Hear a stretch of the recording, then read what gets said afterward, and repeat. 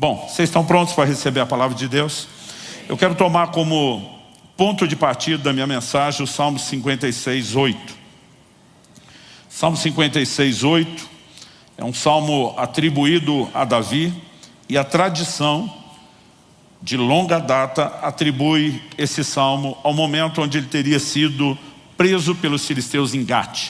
Nós não temos o registro desse detalhe, desse episódio na vida de Davi. Isso é uma menção, considerada histórica, atribuída à tradição, mas nós sabemos que Davi, enquanto fugia de Saul, esteve em Gate, onde ele se fez de louco diante do rei, justamente para não ser morto, e nós não sabemos os detalhes em que isso aconteceu. Mas todo o salmo fala de um momento de aflição, e com isso em mente, eu quero que a gente leia o verso 8. Ele diz assim: contaste os meus passos quando sofri perseguições, recolhe as minhas lágrimas no teu odre, não estão elas inscritas no teu livro? A frase inicial, contaste os meus passos quando sofri perseguições, eu particularmente não creio que seja literal. Eu tenho no meu relógio, como muitos de vocês, um contador de passos, e costumo normalmente avaliar, ao longo do dia, se eu dei o mínimo de passos, o básico do movimento que o seu corpo necessita para manter saúde. Agora, eu preciso de um contador, porque eu não tenho tempo, eu não tenho paciência, nenhum de nós, para ficar contando passos. A pergunta é, Deus precisa contar passos? Até porque Ele não apenas é o Deus onisciente, que conhece tudo, mas Ele é o Deus presciente, conhece tudo antes de que as coisas aconteçam. A Bíblia diz que Ele sabe quantos fios de cabelo tem na sua cabeça. Ele sabe quantos passos você vai dar a vida inteira, e Ele não precisa ficar contando. Particularmente, eu não acredito que a declaração é literal. Mas se ela é simbólica, o que significa? Davi está numa trajetória de fuga, peregrinando de lugar para lugar, numa fuga constante de Saul. Ele está longe de casa, longe dos familiares, longe da pátria, de tudo que ele ama, e não pode permanecer num lugar só, porque Saul está determinado a matá-lo, porque o vê como uma ameaça ao trono.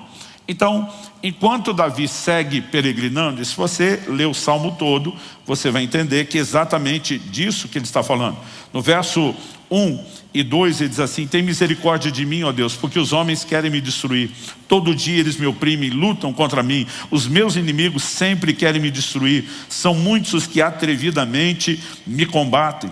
Então, ele está falando a respeito desse período de aflição, onde ele não fica em nenhum lugar. E contaste os meus passos, o Senhor sabe há quanto tempo eu estou fugindo, por onde eu tenho andado, o Senhor sabe tudo o que eu tenho passado. É uma forma de expressar que Deus de fato não está alheio a tudo que Ele está passando. E na sequência ele diz: recolhe as minhas lágrimas no teu odre, não estão elas inscritas no teu livro? As lágrimas falam de sofrimento e de aflição, e a Bíblia está falando que nada fica desapercebido aos olhos de Deus. Agora, isso não significa que Deus necessariamente tem um livro literal de registro de lágrimas, e nem tampouco um odre literal onde elas sejam recolhidas. Essa é uma afirmação da Bíblia que, se você tentar tomá-la como literal, ela está isolada. Não há nada que sustente isso. O que você tem ao longo de toda a Escritura é muito mais a sustentação da figura do que necessariamente uma aplicação literal. Eu lembro que desde a adolescência, quando eu tinha momentos com Deus, de oração, derramando meu coração diante do Senhor, eu me lembro várias vezes levantar no chão e o chão está literalmente molhado, regado de lágrimas. Eu nunca vi um anjo vir recolher essas lágrimas de forma literal. Nunca conheci um crente, nem pessoalmente, nem com testemunho ao longo da história, que possa sugerir a mesma coisa. Nós não vemos um cumprimento literal disso. Então, seguindo a lógica de todo o texto, a conclusão que eu tenho há mais de 30 anos observando esse texto sempre foi de que isso seria simbólico. Mas o desafio era: qual o simbolismo? Qual o significado disso? E honestamente, eu revirei todo tipo de material de estudo, de comentários bíblicos, todos os materiais dos pesquisadores, gente que estuda a cultura, a geografia, todos os detalhes, para tentar traduzir isso para a gente, e nunca consegui encontrar. Não era uma explicação satisfatória, não tinha explicação nenhuma, ninguém fala nada a respeito do assunto. Mas um dia, conversando com um amigo desse dilema, dizer: eu quero entender isso, ele falou: eu ouvi um pastor norte-americano pregar em cima desse texto. Eu não sei nem quem era, acho que nem na época ouvi o nome, se ouvi não me lembro para poder dar o crédito. Mas ele, resumindo a mensagem do homem, disse que ele pegava esse texto, e foi uma das melhores explicações que eu tive acesso na vida, porque basicamente foi a única, né? Mas ela fez muito sentido. E ele diz, olha, ele trabalhou o elemento cultural. O que é o odre? Quando a gente fala disso hoje tem que explicar, na época todo mundo sabia. O odre era um cantil, uma bolsa feita com couro do animal, né? Onde eles colocavam o líquido dentro e amarravam a boca. Por que normalmente a Bíblia associa o odre ao vinho? Jesus diz que você não põe vinho novo em odres velhos. Em toda a Bíblia você vai achar uma única menção de um odre contendo água. Então ele podia ter esse papel de cantil quando alguém estava em movimento, em viagem, e precisaria de reserva de água e não tinha uma forma mais prática de carregá-lo. Porque aí você não vai levar uma talha de pedra, não vai levar uma vasilha de barro, né? Nada do gênero. Mas você tem uma outra exceção, também uma única vez, que a Bíblia fala de um odre contendo leite. Todas as outras vezes ele está relacionado ao vinho. Por quê? Porque os povos antigos descobriram que o processo de fermentação do suco de uva recém-pisado, esmagado no lagar, né? A fermentação é um processo de transformação natural com açúcar da própria fruta. Eles descobriram que quando você isola o suco da uva num ambiente como o odre, lacrado, e você limita a exposição dele a uma quantidade igualmente limitada de oxigênio, você tem controle sobre a fermentação. Então eles botavam o suco da uva na bolsa, lacravam. Começava o processo de fermentação, a bolsa ia pegar pressão, por isso que Jesus falou que se o odre for velho, se o couro fosse ressecado, não suportaria a pressão, né? Então, por essa razão, ele passou a ser usado basicamente como um instrumento de fermentação, ou traduzindo, de transformação do suco em vinho. E esse pastor dizia, com isso em mente, ele falou, acredito que as pessoas entenderiam melhor, Davi, o que é o suco da uva que vai para o odre, o lugar de transformação, e o que é o vinho que sai depois. Ele falou, o suco da uva é o fruto do espremer das uvas. Ele diz, e o resultado final, depois da transformação, é algo que em toda a Bíblia está relacionado com alegria. E basicamente ele interpretava um princípio que, se a gente não pudesse construir doutrinariamente, exegeticamente em cima desse texto, ao longo de toda a Escritura é inegável, de que Deus transforma tristeza em alegria. Ele dizia, as lágrimas são fruto do esmagar das aflições nas nossas vidas, assim como o suco de uva é o fruto do esmagar das uvas. Ele dizia, mas se o resultado final é vinho, e o Salmo 104:15 fala do vinho que alegra o coração do homem, que é figura de alegria na Bíblia, né? Aliás, a alegria é um dos frutos do Espírito, e o vinho é um dos símbolos do Espírito Santo ao longo das Escrituras. Então, ele dizia, o odre é um ambiente de transformação, de tristeza em alegria. E basicamente o que Davi simbolicamente estaria dizendo seria exatamente isso. Eu não posso te garantir com toda certeza que foi essa a intenção do salmista. Mas o que eu posso te garantir é que no mínimo isso é uma boa ilustração para tudo aquilo que a palavra de Deus apresenta de forma explícita. Em João no capítulo 16, no verso 20, Jesus diz, vocês ficarão tristes, mas a tristeza de vocês se transformará em alegria. Ele não fala apenas de ser substituída, mas transformada. Em Jeremias no capítulo 31, no verso 13, né, a Bíblia diz, então a virgem se alegrará na dança, juntamente com os jovens e os velhos. Transformarei seu pranto em júbilo. De novo, não é substituirei, transformarei. E os consolarei. E lhes darei alegria em vez de tristeza. Ao longo das Escrituras nós temos afirmações específicas, detalhadas, de Deus transformando tristeza em alegria. Agora, uma coisa é saber que Ele faz. A outra é entender como Ele faz. Porque a única maneira prática de usufruir é se nós entendermos como Ele faz. Então, eu quero trazer uma perspectiva um pouco abrangente dessa maneira de Deus lidar com as questões ligadas à tristeza e alegria. Mas antes de mais nada, ainda que tornando longa essa introdução do assunto, eu quero dizer que é indiscutível o poder consolador do Evangelho de Jesus Cristo. Quando Nosso Senhor está em Nazaré, a cidade onde foi criada, depois do período de 40 dias de jejum no deserto, já havia sido cheio do Espírito Santo antes, regressa, diz a Escritura, no poder do Espírito. Ele abre o rolo do profeta Isaías na hora da leitura pública. Ele lê esse texto de Isaías 61, de 1 a 3, está registrado lá em Lucas 4. O Espírito do Senhor Deus está sobre mim, Porque o Senhor me ungiu para pregar boas novas aos pobres, enviou-me a curar os quebrantados de coração, essa frase é importante, a consolar todos os que choram e a pôr sobre todos os que choram em Sião uma coroa em vez de cinzas, óleo de alegria em vez de pranto, manto de louvor em vez de espírito angustiado. Quando ele lê essa porção da Escritura, ele afirma publicamente: hoje se cumpriu essa palavra. Basicamente ele está dizendo: eu sou o cumprimento da promessa, eu sou ungido, eu sou o Messias, a palavra no hebraico significa ungido, eu sou o Cristo, a palavra no grego significa ungido, eu sou aquele que foi ungido para substituir coroa, cinzas por coroa e pranto por óleo de alegria. Ele diz: eu vim trazer consolo. E ao longo do Evangelho nós vemos declarações claras de Jesus. Em Mateus 5,4 ele diz: bem-aventurados os que choram, porque serão consolados. Se você olhar só o prisma da declaração de Mateus, sem considerar de Lucas, e elas não são contraditórias, não são divergentes, são complementares. Se você olhar só Mateus, pode parecer: eu vim consolar os que choram, significa que consolo seria só parar de chorar. Mas a perspectiva de Lucas torna o assunto abrangente. Bem-aventurados são vocês que agora choram, porque vocês hão de rir.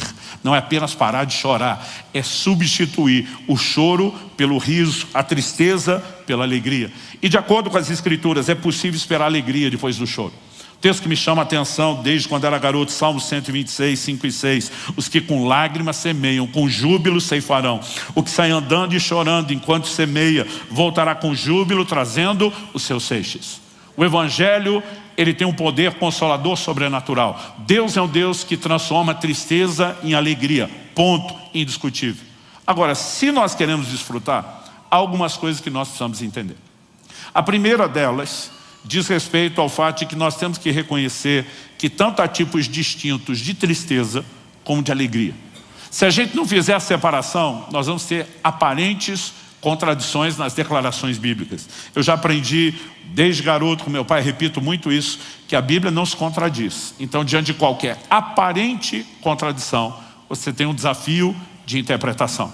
Como o assunto começou em 2020, na pandemia, eu acordo uma certa manhã e está forte, aceso dentro de mim um versículo da Bíblia.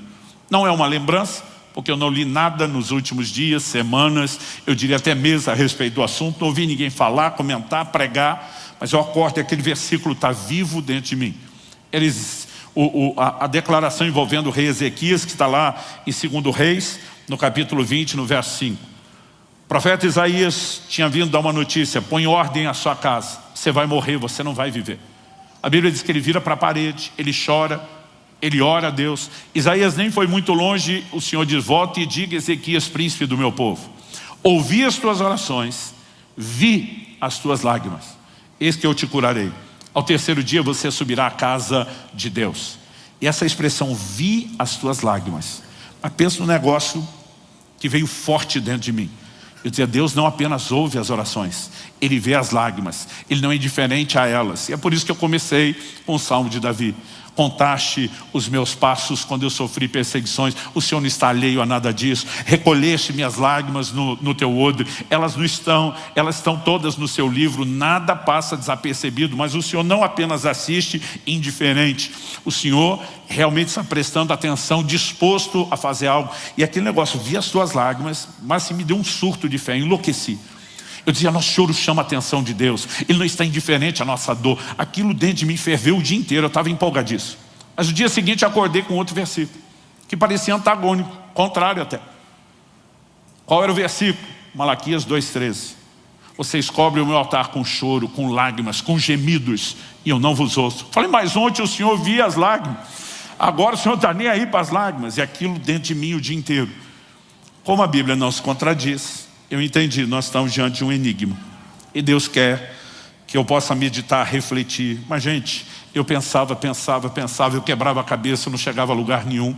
Então primeiro comecei a conversar com a Kelly. Lissa estava na época em casa, botamos ela na discussão. E eu lembro que a turma dizia assim: se você não sabe, a gente também não. Eu lembro que na ida a São Paulo, nós fomos de carro toda a família, porque com a pandemia nós não estávamos podendo ter reuniões, a não ser aquelas de transmissão online com muito pouca gente, os devidos cuidados. Então vários eventos, inclusive que nós teríamos, né, e outros que eu participaria, estavam todos no online. E um desses nossos eventos seria o Casas da DOC. E como a maioria dos preletores estava na região de São Paulo, nós transferimos o centro das gravações, né, para Campinas, usamos a estrutura de uma igreja lá, e lá fomos. No caminho, parei em São Paulo, na casa do pastor Eibe, e à noite nós estávamos hospedados com eles, tinha um momento do culto familiar que nós participamos, e sempre tem um momento do compartilhar da palavra. E o Eibe fala assim para mim: você quer compartilhar algo? Eu falei: eu quero compartilhar uma dúvida. E falei: e aí, Deus vê ou não vê as lágrimas? Né? Eibe e André me olharam com a mesma cara da Kelly, nunca paramos para pensar nisso, né? Mexemos, tanto os filhos dele como os meus, estudando teologia, começamos a questionar, ninguém opinava nada. Ao longo da próxima semana, em vários eventos, todos os pregadores que eu encontrava diziam: aí, a turma dizia: nunca parei para pensar nisso, né? E aquela angústia, eu falei: Deus, eu não vou chegar lá sozinho, eu preciso de ajuda. Eu ficava orando. Uma característica que eu tenho, que eu chamo, né, de persistência, minha mulher às vezes chama de teimosia, mas eu dificilmente desisto de alguma coisa. E eu fiquei orando. A gente já estava voltando, tinha passado mais de uma semana, eu diria que talvez em torno de 10 dias. E eu lembro que num momento específico, vindo pela 116 de São Paulo, mais ou menos na altura de entrar no estado do Paraná, que é o último 1/4 da viagem, eu pergunto para Kelly: será que você pode assumir o volante e dirigir? Ela, surpresa, olha, descansou, sou desses fominha para dirigir.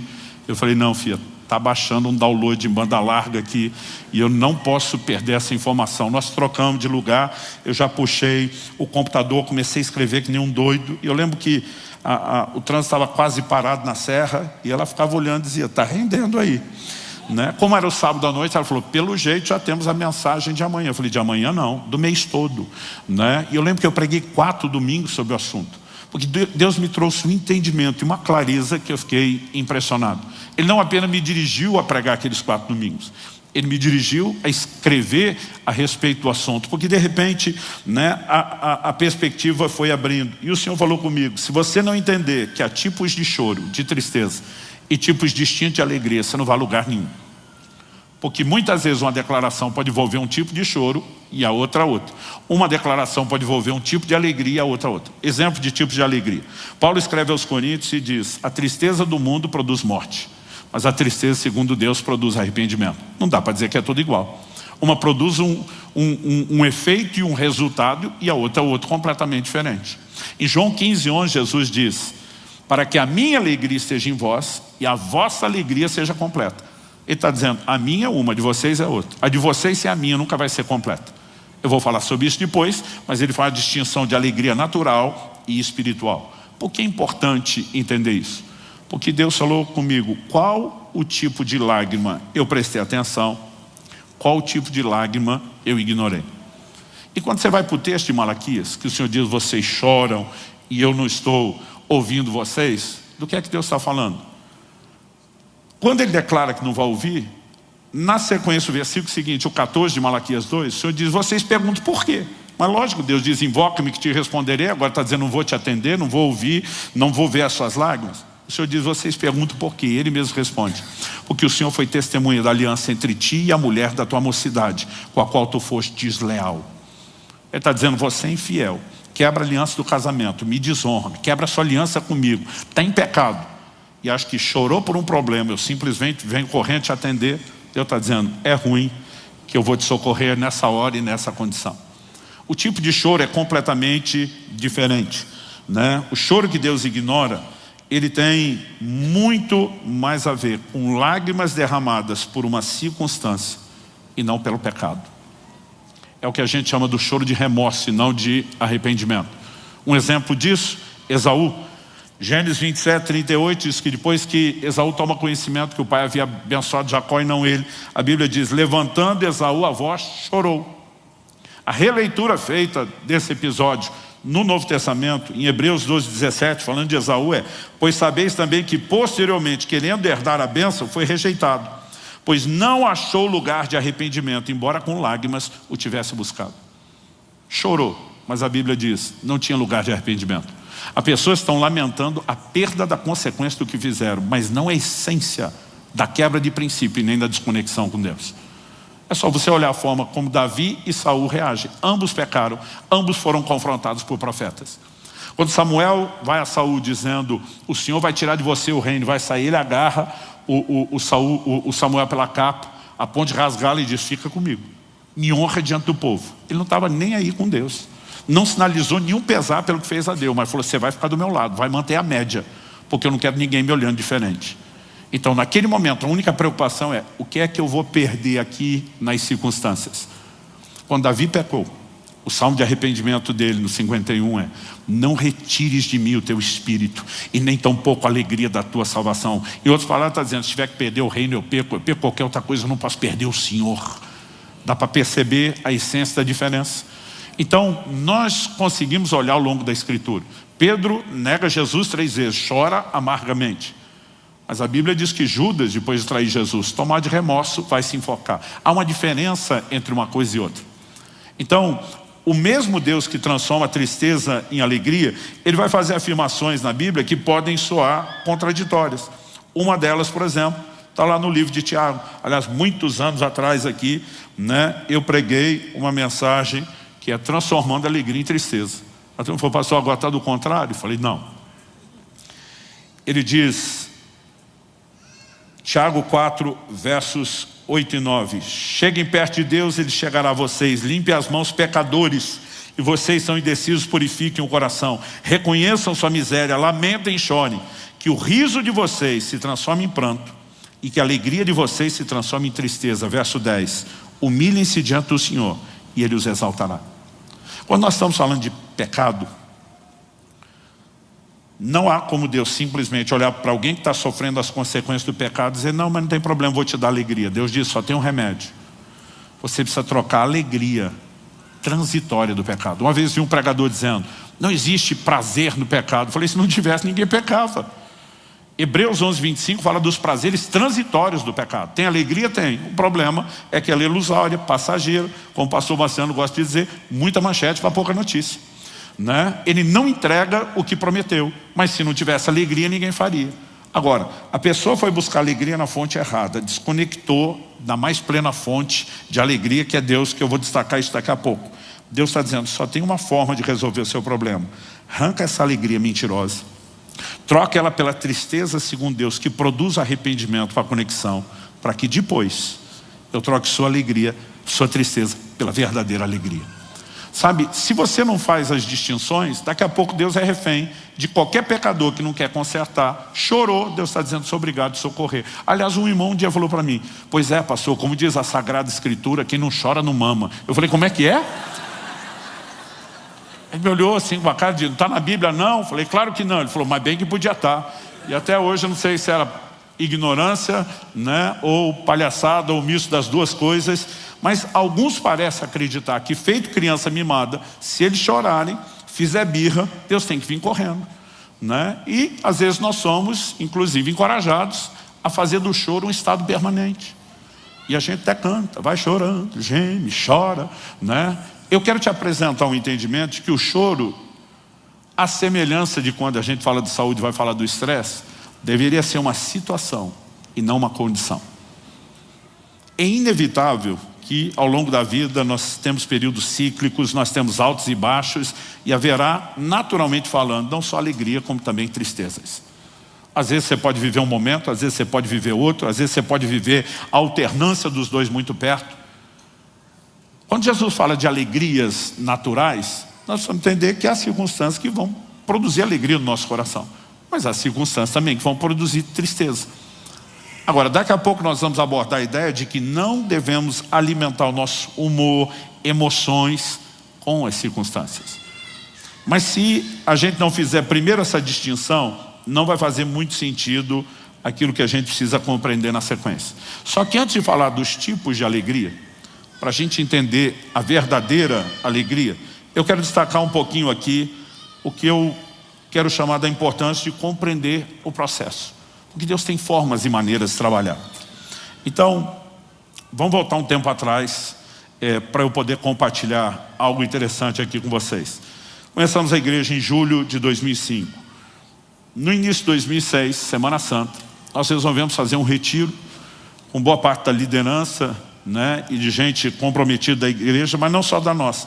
De outras das alcances já tínhamos, de igrejas vinculadas, porque eram todas igrejas novas começando. A gente tinha nem quórum para fazer um acampamento, um retiro junto, então sozinho nós nos unimos.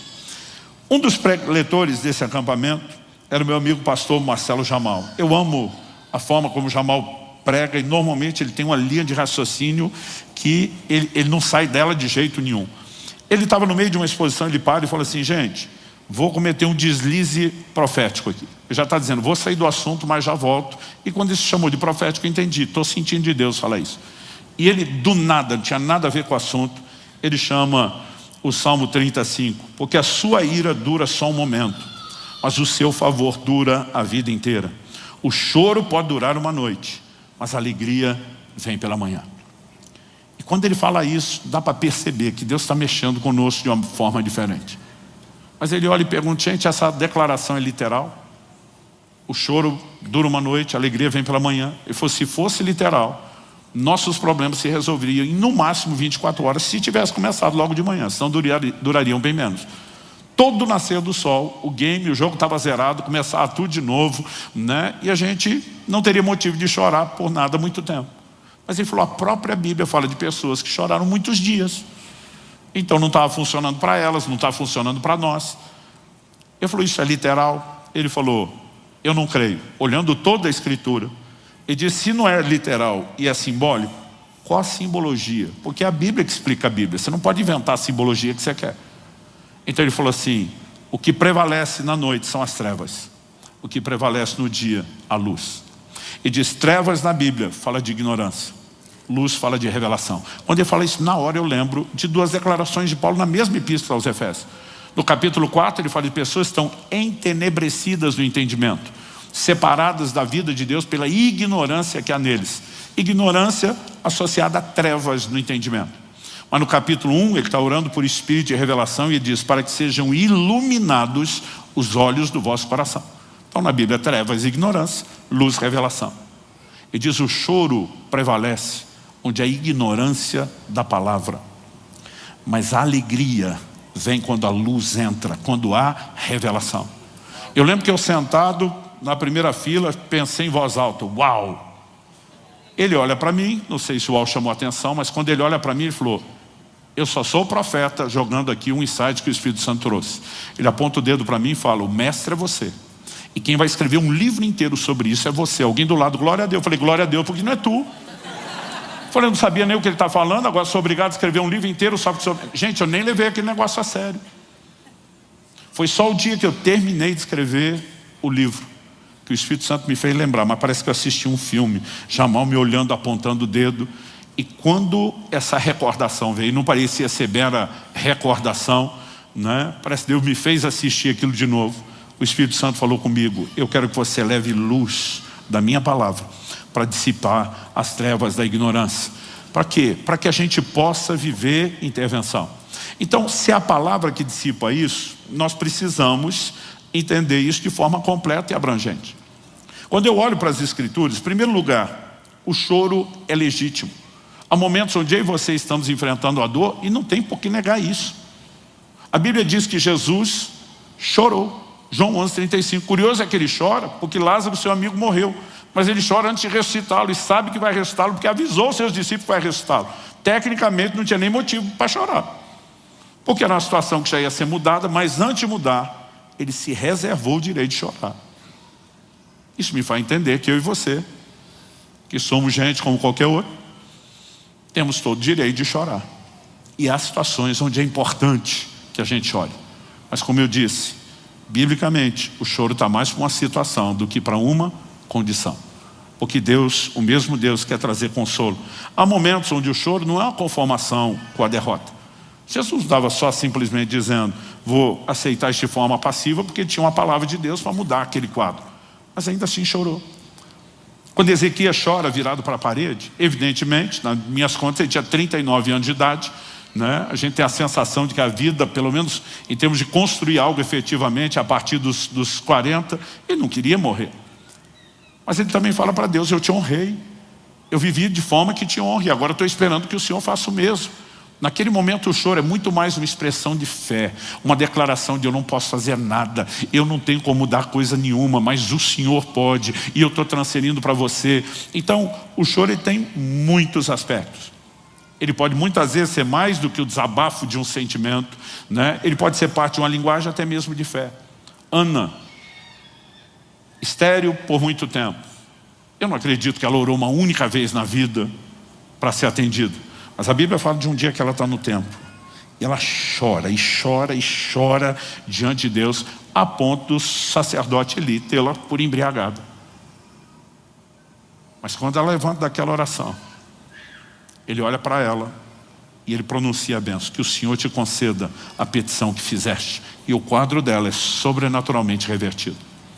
Davi chega com seus homens em Ziclag, descobre que os filisteus haviam atacado a cidade enquanto eles estavam ausentes. 3 dias antes, os amalequitas, haviam atacado a cidade enquanto eles, morando na terra dos filisteus, fugindo de Saul, estavam ausentes. E a Bíblia diz que quando chega lá, a cidade está destruída, queimada, mulheres e filhos tinham sido levados cativos, assim como todo o gado e os bens. A Bíblia diz que Davi e os seus homens choraram até não ter mais força para chorar. Uma coisa é você parar de chorar porque foi consolado. A outra é você parar de chorar porque não aguenta mais continuar chorando. Mas a Bíblia fala no verso 6 de 1 Samuel 30. Davi, porém, se fortaleceu no Senhor seu Deus. É importante chorar? É. Mas só o choro não estava produzindo muita coisa. E ele tem um posicionamento de fé. Ele consulta o Senhor. Ele faz a Deus 2 perguntas. Curioso é que Deus dá 3 respostas. Deus responde a pergunta que eu acredito, imagino, que ele não teve coragem de fazer, estava temeroso. Primeira pergunta: Senhor, devo perseguir os amalequitas? Deus diz: vai que é tua, Davi. Segunda pergunta: vou alcançá-los? Já faz 3 dias, eles estão na dianteira, estão longe. O Senhor diz: vai alcançá-los. E aí o que ele não pergunta, Deus diz: você vai recuperar tudo e todos. Que talvez essa altura a missão de persegui-los será só vingança? Ou será de resgate? E Deus está dizendo: vão recuperar tudo.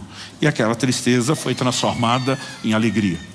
O choro, ele está presente em vários momentos das Escrituras e a gente percebe para ser mudado por Deus.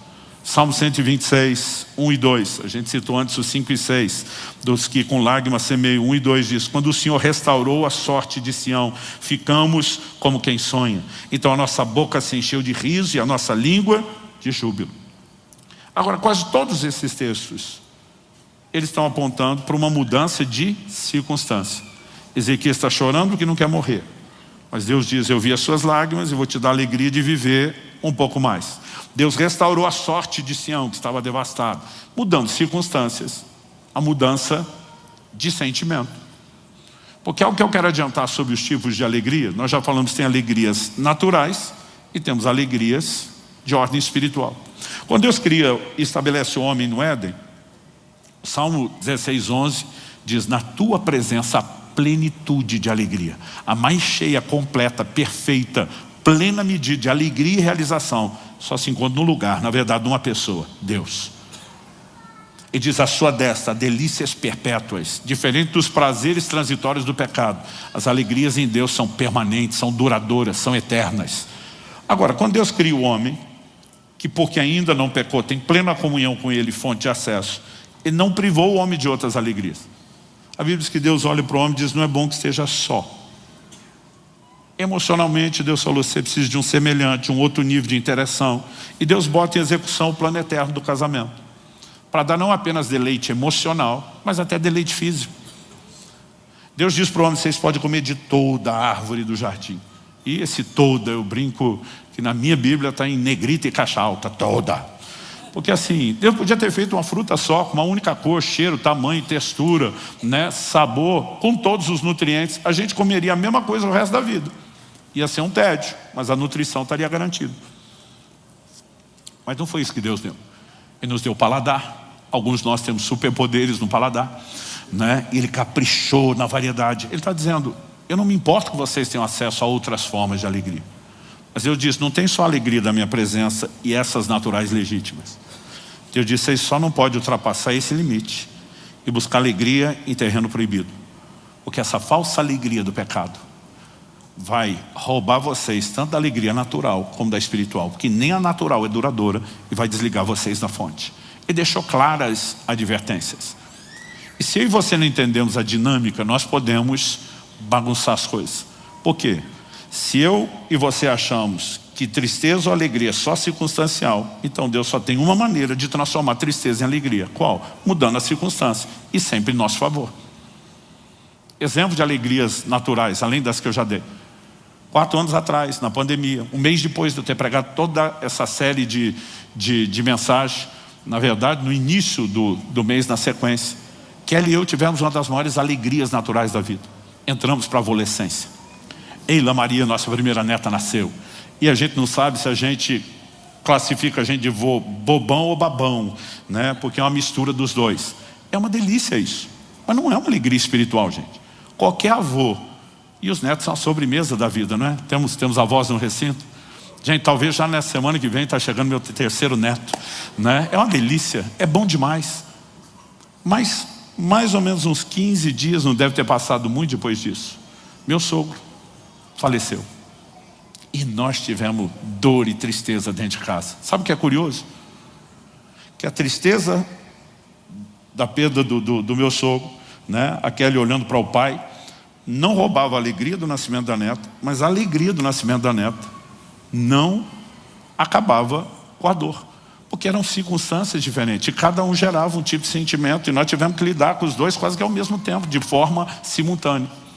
Se Deus transformasse tristeza em alegria só mudando circunstância, a gente não teria nenhum familiar próximo morrendo e permanecendo morto. E o luto muitas vezes vai durar tempo. Então nós precisamos entender biblicamente que o processo é maior. Ainda que em certas circunstâncias, né, nós vamos ver Deus mudando o que está do lado de fora, aquilo que é circunstancial. Muitas vezes Deus não vai mudar o que está do lado de fora. Ele vai mudar do lado de dentro. Então deixa eu te dar um exemplo disso. Uma das perguntas que as pessoas me fazem muito quando estão lendo a Bíblia, falam: pastor, eu não entendo bem isso. É quando Jesus, lá no Getsemane, diz: pai, se possível, passa de mim esse cálice. Fala: pastor, o que é passar o cálice? Eu falo: olha, na Bíblia, e até especificamente no ensino de Jesus, cálice é sofrimento. Jesus está pedindo para escapar de um sofrimento. A pergunta é: qual sofrimento? Ele está na agonia da morte que está para se manifestar. Ele sabe que não vai ter só sofrimento físico. Ele vai carregar os pecados do mundo todo, a ponto de na cruz bradar: Deus meu, por que me desamparaste? Billy Graham, um dos maiores evangelistas da história, dramatizou isso como dizendo que naquele momento Deus vira as costas para o Senhor Jesus, porque Ele assumiu a nossa separação, a dor da nossa separação. A agonia foi tamanha a ponto de ele transpirar gotas de sangue, né? É algo assim, fisiologicamente a pessoa tem que viver um nível de tortura assim absurdo para chegar nesse ponto. E antes mesmo da coisa começar, ele já está vivendo esse nível de sofrimento. O que você acha que ele está dizendo para Deus? O livro de Hebreus explica o que aconteceu lá no Getsemane, e essa releitura é importante. Hebreus 5, de 7 a 9 diz assim: ele, Jesus, nos dias da sua carne, ou seja, enquanto como homem, como eu e você nos dias do seu ministério terreno, tendo oferecido com forte clamor e lágrimas, orações e súplicas a quem o podia livrar da morte. E tendo sido ouvido por causa da sua piedade, embora sendo filho, aprendeu a obediência pelas coisas que sofreu. E tendo sido aperfeiçoado, tornou-se o autor da salvação eterna para todos os que lhe obedecem. Tendo oferecido com forte clamor, lágrimas. Esse é o momento que a Bíblia descreve Jesus chorando. Mas a pergunta é: Deus mudou a circunstância? Jesus escapou da cruz? Não. Porque o próprio Jesus lá diz: mas seja feita não a minha, mas a sua vontade. E o texto diz que ele foi aperfeiçoado enquanto homem. A Bíblia diz que ele aprendeu a obediência pelas coisas que sofreu, no processo que passou. Eu lembro da adolescência lendo esse texto e eu fiquei assim muito confuso. Eu dizia: mas peraí, como que Jesus aprendeu a obediência se ele sempre foi obediente? A definição bíblica de pecado em 1 João 3,4 é a transgressão da lei. A Bíblia diz que Jesus nunca pecou, então ele sempre obedeceu. Se ele já é obediente uma vida inteira, como é que ele está aprendendo obediência? Eu fui conversar com meu pai: não tem nada errado nessa tradução. Eu não estava duvidando da Bíblia, mas estava duvidando da tradução. Meu pai riu e falou: não, filho, não tem nada de errado. Eu falei: mas como que ele aprendeu obediência? Ele já era obediente.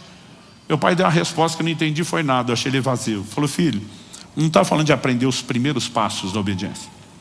Está falando de aprender os últimos.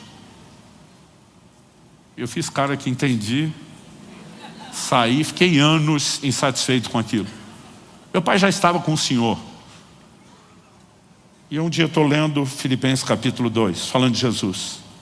Ele, subsistindo na forma de Deus, não teve o ser igual a Deus, algo ao qual deveria se aferrar, se prender. Mas esvaziou-se de si mesmo, assumiu a forma de homem, e como homem, foi obediente até a morte. E de repente aquele até abre os meus olhos. Falei: peraí, até a morte. Esse é o último nível da obediência. Jesus não tinha praticado isso ainda. Tinha praticado todos os outros, mas a hora de morrer chegou agora. Ele vai viver um profundo nível de sacrifício. E a Bíblia está dizendo que enquanto homem, para se render à vontade de Deus, ele está sendo aperfeiçoado. E há momentos que mesmo chorando, e a Bíblia diz que ele foi ouvido pela sua piedade, mas se foi ouvido porque não escapou da cruz. Ele não está orando pela cruz, ele está orando pelo sentimento de enfrentar a cruz. Deus diz: eu vou deixar você passar pela cruz, mas eu vou te dar capacidade de enfrentar isso. E sabe, há momentos onde nós vamos perceber que Deus não está mudando as circunstâncias, Ele está nos mudando em meio às circunstâncias. Então pode ser que Deus vai transformar tristeza em alegria mudando circunstâncias. Muitas vezes Ele fez isso na Bíblia, Ele faz ao longo da história, Ele tem feito na minha e na sua vida e vai continuar fazendo, porque Ele é o mesmo e não mudou. Ele ainda é o Deus de milagres, de mudança e intervenções. O que nós não podemos achar que é só isso, porque há momentos que Ele vai nos mudar em meio às circunstâncias. E há circunstâncias onde nós podemos viver tudo, porque apesar de não ter mudado as circunstâncias para nos mudar em meio dela, muitas vezes depois de nos ter mudado a circunstância, há momentos onde nós o veremos mudando também as circunstâncias depois. Eu já experimentei isso também.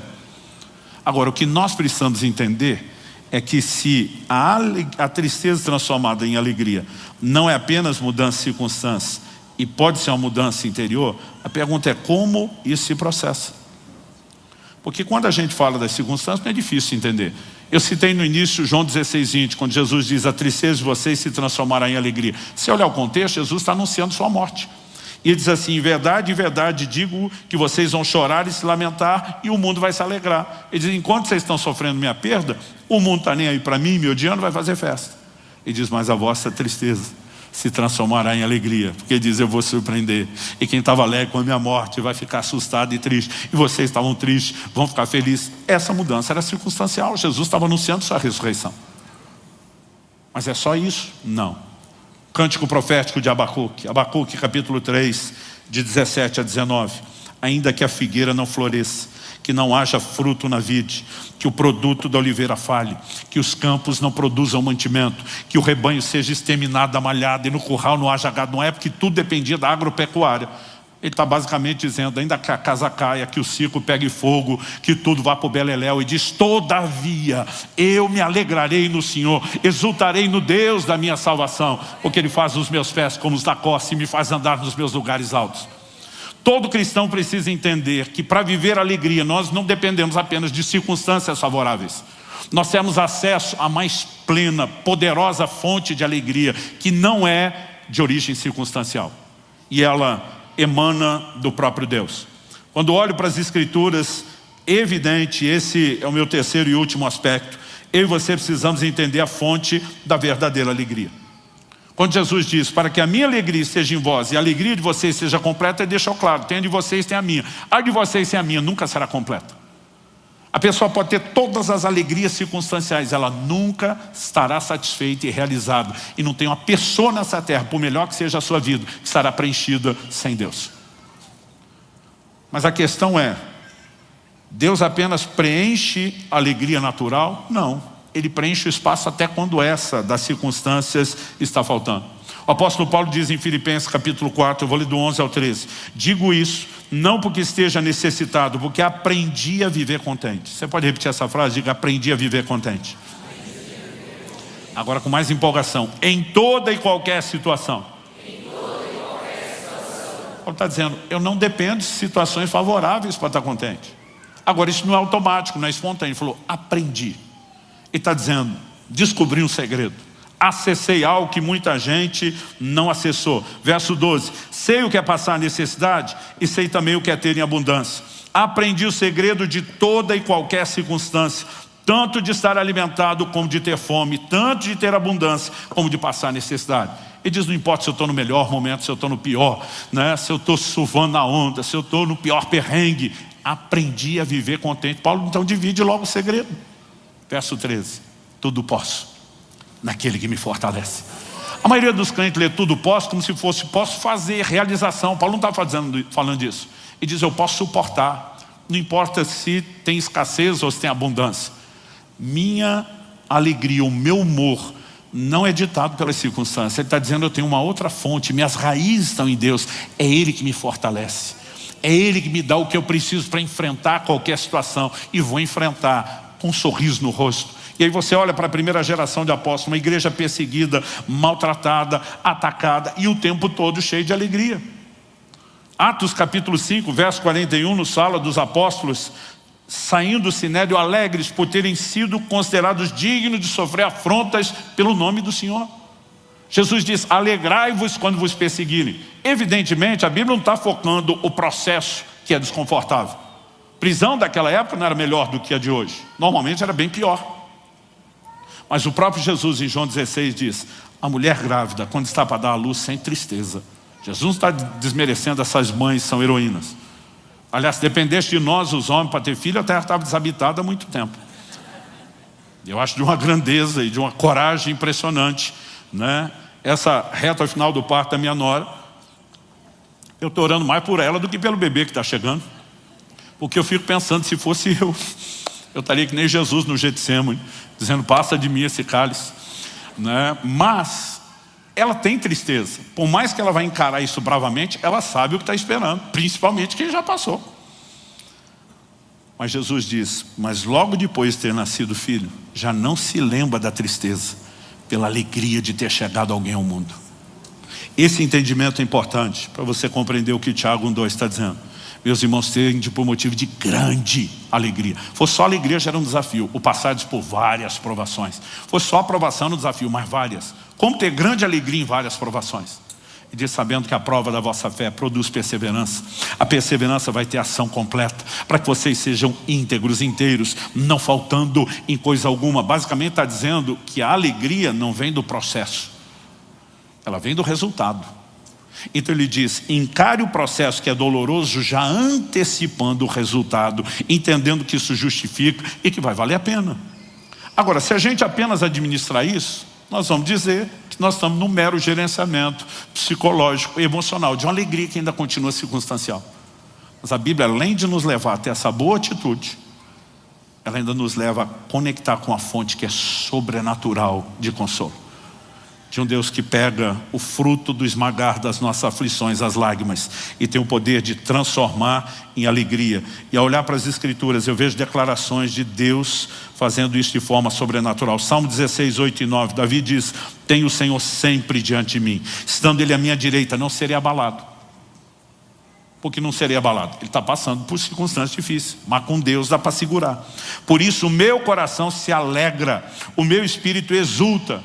E é depois disso que ele vai afirmar no verso 11, tu me farás ver os caminhos da vida, na tua presença a plenitude de alegria, e à tua direita a delícias perpetuamente.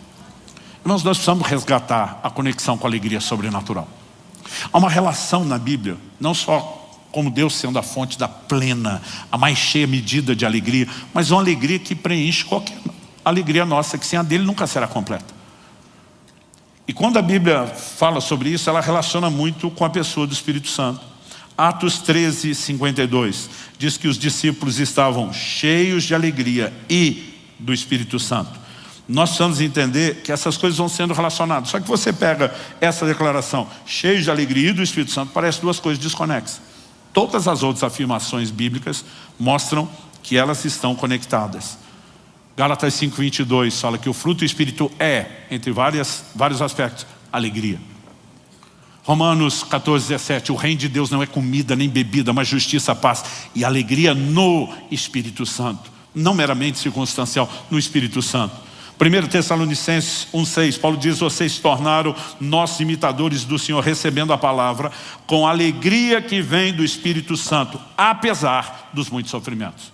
Ou seja, dependesse das circunstâncias, está todo mundo triste.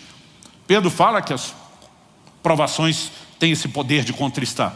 Mas ele diz, tem uma alegria que vem do Espírito Santo. Nós estamos bebendo de outra fonte, nossas raízes estão em outro lugar. Mas um texto que eu amo, Hebreus capítulo 1, verso 9. Deus, o teu Deus, te ungiu com óleo de alegria, como a nenhum dos teus companheiros. Ungido com óleo de alegria. Basicamente a Bíblia está dizendo que é uma unção de alegria. Lembra quando Jesus em Lucas 4 cita Isaías e ele diz: eu vim consolar os que choram, pôs sobre os que choram iniciou uma coroa em vez de cinza, e diz: dar óleo de alegria em vez de pranto. Existe uma unção sobrenatural. Eu tive minha primeira experiência com isso aos 8 anos de idade. Estava profundamente chateado com as circunstâncias que hoje, com a bagagem, experiência da vida, com certeza não teria me afetado tanto. Mas na época, para a imaturidade, eu estava devastado. Mas eu levei o assunto a Deus. E eu gastei tempo suficiente na presença dele para conectar nessa bendita tomada. E eu lembro de um momento onde a oração virou. A glória de Deus encheu aquela sala, eu fui cheio do Espírito Santo. Mas diferente de tudo que eu tinha experimentado até aquele dia, o resultado não era apenas orar em outras línguas. Eu fui tomar de uma alegria inexplicável, que parece que eu explodi. Eu me via rolando no chão da sala de casa, rolando, rindo, mas de doer a barriga. Era uma coisa assim, mas não era como rir de algo engraçado. Era um transbordar de prazer e deleite inexplicável. E quando parecia que eu ia me recuperar, uma outra onda de glória vinha e me pegava, né? Foi uma atrás da outra. Eu lembro o momento onde, muito tempo depois, eu levanto daquele chão. As circunstâncias eram as mesmas, mas eu não era mais o mesmo. Aquilo me afetava. Eu estava conectado na fonte. Nós precisamos resgatar a expressão de uma alegria que é maior do que qualquer circunstância. Muitos de nós estamos vazios porque estamos buscando na fonte errada.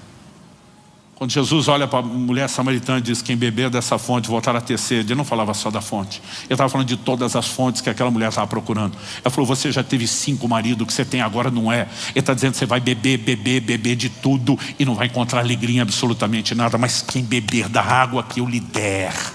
E aí nós temos a diferença.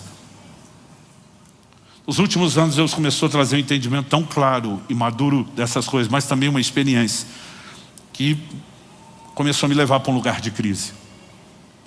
No ano passado eu tive uma experiência com a visitação de Deus. Eu nunca senti tanto deleite na minha vida. Kelly observa, depois de uns dias ela falou: você te conhece, você está em crise. Eu falei: estou em crise. Ah, foi idade? Eu falei: não, virei os 50 na melhor fase. Estamos vivendo a melhor fase do nosso casamento, dos filhos, do ministério, tudo. Só tenho gratidão a Deus. Ela falou: qual a crise? Eu lembro que eu olhei para ela e falei: amor, nós estamos vivendo um momento de colheita, depois de décadas de semeadura. Ela falou: é verdade. Eu falei: nós estamos no nosso melhor momento financeiro da vida. Eu falei: mas durante anos, teve tanta coisa que a gente queria e não podia. Ela falou: é verdade. Eu falei: agora que a gente pode, eu não quero. Ela falou: eu acho que é um sinal de maturidade. Eu falei: tomara, porque senão é autossabotagem. Mas ela falou: qual é a crise?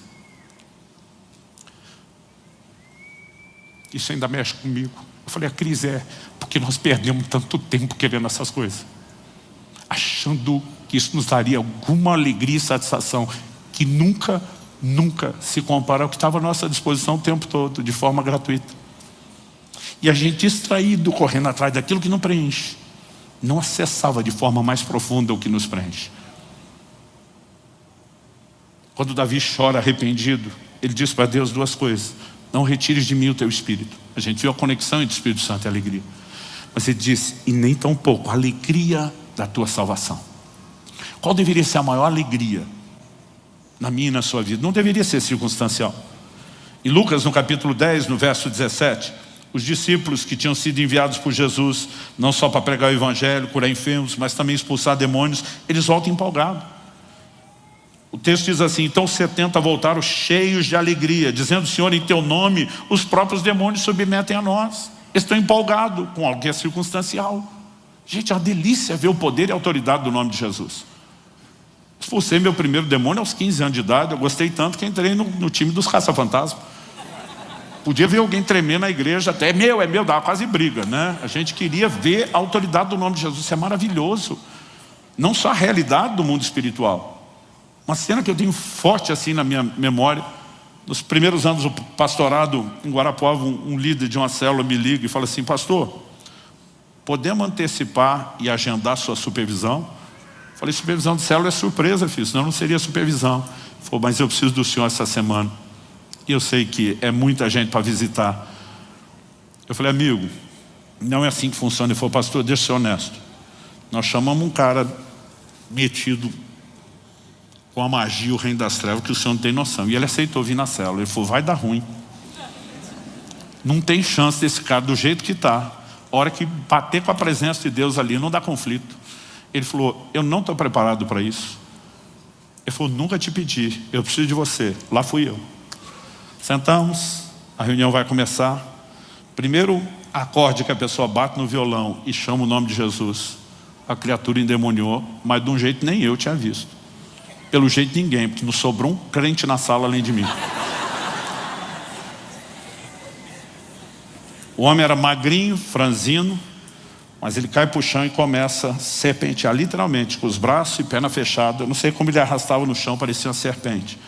Não ficou um, ele veio na minha direção. Eu estou sentado numa cadeira de madeira, que ela é toda madeira maciça, aquelas coisas bem de antigamente que não se faz. Gente, a cadeira era pesada e difícil de movê-la sozinho. Agora, eu estava sentado em cima dela, e era o eu de antigamente, com quase 130 quilos. Aquela criatura que vem rastejando para na minha frente, só me olha, pega no pé da cadeira com a mão, sem nem usar o cotovelo como alavanca. Ele levanta a cadeira e eu em cima, com uma mão, um franzininho. Impossível qualquer pessoa naquela condição fazer isso. A gente sabe que é uma tática de intimidação do diabo. Estava funcionando para os outros. Eu já vinha jogando o jogo há muito tempo. Dei uma palavra de ódio: bota a cadeira no chão, não se atreva a fazer mais nada. Repreendemos, expulsamos o demônio. O cara foi liberto, aceitou Jesus, foi uma festa. Não tem como não ficar empolgado. Você tinha que ver os crentes depois. Eu sabia que Jesus é maior. Eu falei: sabia, mas depois do resultado, a empolgação, a euforia. E os discípulos voltam. Eu fico tentando imaginar as primeiras experiências, gente. Só que é o que Jesus responde, 18. Jesus lhes disse: eu vi a Satanás caindo do céu como relâmpago. Ele foi estar perdendo faz tempo. Ele está apanhando faz tempo. Verso 19: eis que eu dei a vocês autoridade para pisar em cobras e escorpiões, sobre todo o poder do inimigo, e nada absolutamente lhes causará dano. Ele está dizendo: vocês têm mais autoridade do que pensam, vão viver um domínio sobre o reino das trevas maior do que vocês sonham. Mas ele já avisa antes: no entanto, alegrem-se, não porque os espíritos se submetem a vocês, e sim porque o nome de cada um de vocês está registrado, arrolado nos céus. E diz mais do que a alegria do circunstancial. Até quando o circunstancial é afetado pelo sobrenatural, o poder de Deus está se manifestando, o nome de Deus está sendo glorificado. E diz: tem um motivo de alegria maior: a salvação eterna de cada um de vocês. Agora, minha pergunta é: o que um crente que entende o que lhe aguarda está se permitindo desanimar tanto com a circunstância, a ponto de jogar fora a alegria eterna? Gente que é afetado pela circunstância, está virando as costas para Deus, está relaxando na vida espiritual. Meu querido, haverá um dia onde nós vamos viver a plenitude do que Deus tem. O livro do Apocalipse diz que Ele enxugará dos olhos toda lágrima, que lá não haverá mais morte, não haverá maldição, não haverá lembrança das coisas passadas. Não tem perrengue que dure. Agora, mesmo antes de viver essa plenitude, há uma alegria incapaz de ser medida e mensurável, incapaz de ser explicada, mas que está à minha e à sua disposição. E nós precisamos entrar nesse lugar. Sabia que Deus transforma a tristeza em alegria? Sim, mas não é automático. Se você se entregar à dor do processo, não antecipar em fé a alegria do resultado, você não vai longe. Se você, como Paulo, não tirar os olhos da circunstância para conectar nele intencionalmente e dizer: é Ele que me fortalece. Quando Paulo e Silas estão na cidade de Filipos, para quem ele está escrevendo, e o povo para quem ele está escrevendo lembra do que eles passaram. Eles foram presos, açoitados. A Bíblia diz: meia-noite, estão pendurados, mãos e pés amarrados no tronco, açoitados sem nenhum tratamento, as feridas, tudo lá exposto. A Bíblia diz que ninguém dormia, porque Paulo e Silas não deixavam ninguém dormir. O que eles estavam fazendo? Orando e cantando louvores. Tiago escreve, diz: algum de vocês está aflito? Ore. Vocês estão orando, eu estava aflito. Mas diz, algum de vocês está contente? Cante louvores. Ele está dizendo, podemos estar aflitos com a circunstância a ponto de orar, mas estamos felizes com Deus, que está acima de tudo, que nos fortalece, então nós vamos louvar. E pessoas que entraram nesse lugar primeiro, aí vão ver terremoto, sacudindo a prisão, abrindo porta.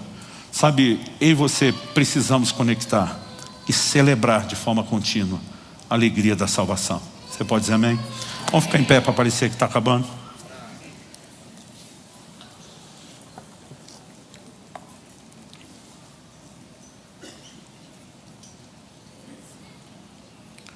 Até que chega o momento em que se cumpra Apocalipse 7:17, onde Deus enxugue dos olhos toda lágrima. Nós ainda vamos ter que lidar com isso. Tanto que a orientação prática de Romanos 12:15 é: alegrem-se com os que se alegram, chorem com os que choram. Nós ainda vamos chorar, às vezes pelas nossas circunstâncias, às vezes pela dor das circunstâncias dos nossos irmãos. Mas o choro não deve ser uma condição, ele tem que ser uma situação. Mesmo o luto, que não pode ser negado e precisa ser vivido, não deve ser permanente. Quando a gente olha para as Escrituras, a gente entende isso. E sabe, a minha preocupação em trazer essa palavra hoje não é apenas aqueles que nesse momento estão talvez vivendo um momento de dor e de choro ou de tristeza. Porque mesmo você, que talvez circunstancialmente está no melhor momento, a vida é cíclica. E daqui a pouco podem ter circunstâncias que vão te tocar. E o que eu e você precisamos é, como Paulo dizia, eu aprendi a viver contente em qualquer situação. Meu combustível não é só alegria natural. Quando ela vem é um plus, é um algo mais. Quando ela falta, o carro funciona da mesma forma. Ele segue com outro combustível. Esse dia alguém estava me explicando: pastor, esse carro é híbrido. É gasolina e elétrico. Faltou gasolina, o elétrico deixa ele andando. Faltou energia e tem gasolina, ele continua andando. E aí você, precisamos entender que de alguma forma Deus nos deu um combustível emocional, que são alegrias circunstanciais, mas nos deu um bem melhor do que esse, um outro nível de octanagem. E a minha e a sua vida tem que ser movida por isso.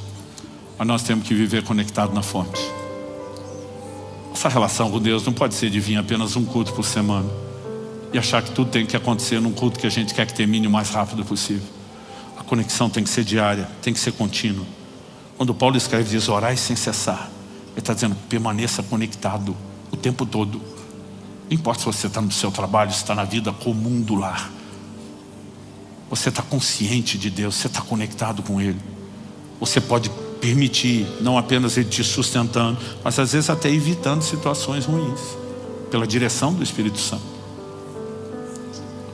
Feche seus olhos por um instante. Pai, eu oro com os meus irmãos e irmãs. Eu creio que o Senhor quer nos dar mais do que informação, que oriente decisões e um estilo de vida que precisamos ter. Eu creio que o Senhor quer trazer mais do que o combustível emocional, daquele fôlego motivacional. Nós cremos no despertamento espiritual. E eu oro que o poder do Teu Espírito Santo, chamado nas Escrituras de o Consolador, se manifeste hoje nesse lugar, na vida daqueles que estão enfrentando circunstâncias, situações que têm trazido dor. Nós oramos, ó Deus, não apenas para que o choro cesse, porque sabemos que o consolo é mais do que isso. Nós oramos que o riso chegue. Nós oramos que as trevas de ignorância sejam dissipadas, não apenas pela orientação da Tua palavra, mas também pela revelação e aplicação prática do Teu Espírito dentro de cada um. E nós oramos por um sopro de vida dos céus.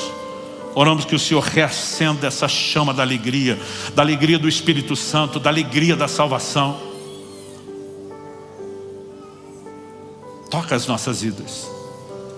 Nós clamamos em nome de Jesus. E porque cremos que o Senhor nos ouve, nós nos antecipamos em Te dar glória, honra e louvor, não só pelo que o Senhor fará agora, mas a partir de agora. Bendito seja o Teu nome. Nós oramos em nome de Jesus. Amém. Você recebe essa palavra em nome de Jesus?